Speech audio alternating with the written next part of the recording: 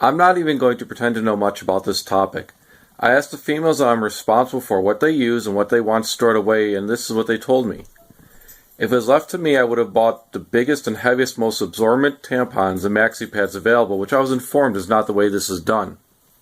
I don't have bulk amounts of maxi pads or liners in this video, as those were already stored away by me before Y2K. The sticky coating which holds them in place may no longer work, but they can always be held in place with safety pins like Grandma used to do back in the day.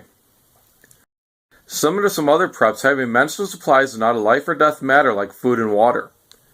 Having proper supplies keeps you from having to resort to using torn up rags, will help with keeping clean, prevent hygiene issues, and make life a little less uncomfortable.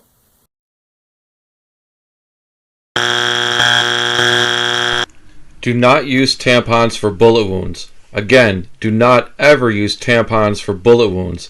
I don't care what someone told you, 68 Whiskey or 18 Delta told you, or what their command sergeant major did, or how many tampons they carried on their flick. You do not use tampons for bullet wounds. A tampon is equal to a 4x4 piece of gauze. You pack bullet wounds with Kerlix that is 4 yards long. Post SHTF, women, and despite what is being pushed on our dying society, only women will have to continue to deal with their menstrual cycle. Even without a SHTF event, buying shelf-stable items you know will need in the future makes good economic sense to combat inflation. I paid $5.17 a box for tampons in February 2022. 2 years from now, they may cost $10 a box. As I was buying them this month, the shelves are also infrequently stocked as supply problems continue to worsen. They may be difficult or impossible to find in a year no matter what the price. For comparison, the canned cat food shelves have been empty for almost 2 months. The small variety of pasta on the shelves has been emptied daily for the last month, and most spray paint has been out of stock since August 2021.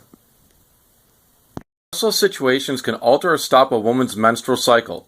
Other factors which can change a cycle is a different diet, weight loss, different females living together that haven't before, and their cycles aligning with each other. Another problem that will exist that many may not consider is the absence of their normal birth control and medications used to control their cycle. You can go from a predictable day lasting an exact amount of time with a controlled volume to unknown start, finish, and most likely heavier flow than you have had while on birth control. Along with tampons and maxi pads, you may also want to consider storing medications for menstrual pain, medications for cramps, heating pads, hot water bottles, and earplugs for the men so you don't have to listen to all that complaining. What'd you say? What? What did you Nothing. say? What did you say? Nothing. Along with menstrual supplies, you may want to consider other care products as the ability to stay clean and healthy may be affected in certain scenarios. Douches, condoms, soaps, baby wipes, deodorants.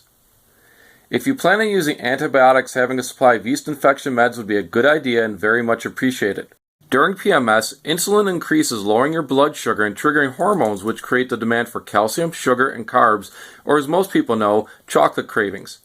Chocolate can increase cramping pain, so you should use calcium supplements, especially with different foods or food storage diets, but calcium supplements don't provide the same satisfaction eating a chocolate bar provides. If you do put some chocolate away, dark chocolate with at least 70% cocoa relaxes muscles, improves your mood, and seems to not increase cramping as much.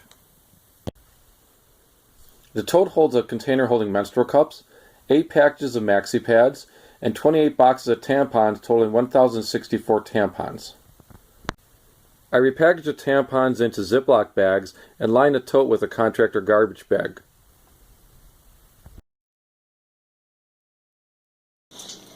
As a woman, we have few options for dealing with our period.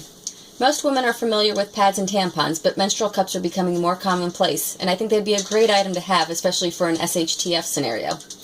In a situation like that, you may not have access to birth control pills, or you may run out of pads and or tampons. Instead of absorbing your flow like a pad or a tampon, they collect it. Menstrual cups can be stored indefinitely and can last for years of use. While their initial cost may seem high, usually about $30 to $40, they can save a lot of money in the long term, compared to buying pads and tampons over the years. It will also be less that you have to keep stocked. You can find some very cheap ones, which is what I did when I got my first one, but I've since learned that using ones made from medical-grade silicone are recommended, as they're going inside your body. In the beginning, they can be awkward to put in and remove. This is something you definitely want to practice with. When I first started wearing mine, I would wear a backup light pad as well, in case I didn't have it positioned correctly. However, once you get used to it, there is little chance of it leaking. To use it, start by washing your hands to prevent bacteria from causing an infection. Then fold it and insert it into your vagina like you would a tampon without an applicator.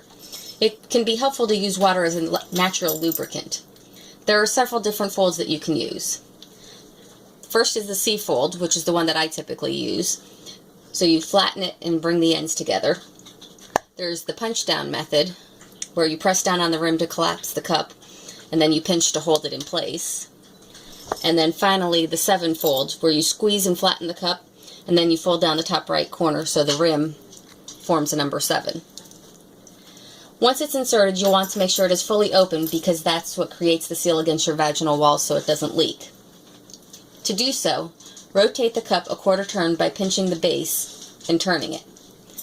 I then feel around the base to make sure that I don't feel any indentation, which would mean that the cup isn't fully opened and sealed. When positioned correctly, you shouldn't even feel the cup, and you are set to go do whatever activity you want, whether it's hiking, swimming, working out, or just sitting on the couch. Menstrual cups hold varying amounts of blood, but typically can be emptied every 10 to 12 hours. This makes it great for use overnight, especially if you have a heavier flow. Many cups hold up to 1 ounce, or 30 mLs, and the average period is around 2 ounces total. In comparison, regular-sized tampons hold about 5 mLs.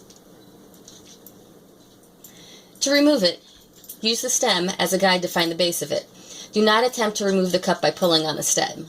Instead, bear down as if you are trying to have a bowel movement, then grab the base of the cup with your thumb and index finger and pinch it to break the seal, and angle the cup slightly to keep it from spilling, then empty it into the toilet. Before reinserting, you should wash it with water and an oil-free, fragrance-free soap.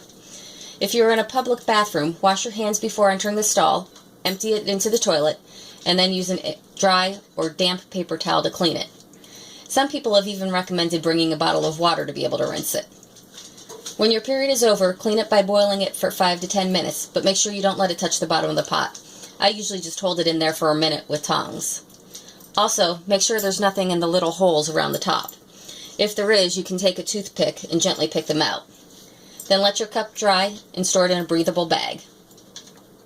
2 other benefits that haven't been mentioned so far is the cup can help reduce cramps in some people that are sensitive to tampons. The other is that since it seals and prevents contact with air, there's less odor. The downside is it can be messier to clean. The final thing to consider is, since every woman's body is shaped differently, it can be tough to find the right fit. Cups come in different sizes, and you usually choose based on your age, history of childbirth, and cervical height. There are so many different brands available now. I recommend using the website www.putacupinit.com to determine which one is right for you. There's a short quiz that you take, and at the end it gives you recommendations for cups that are most likely to work for you. While it's not as simple as grabbing a box of tampons or a package of pads, I think this is something that every woman should have in their bug-out bag and stored away.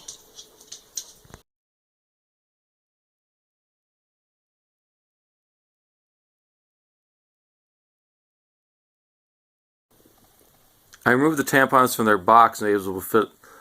I removed the tampons from the box and able to fit a lot more inside the tote. I removed the tampons from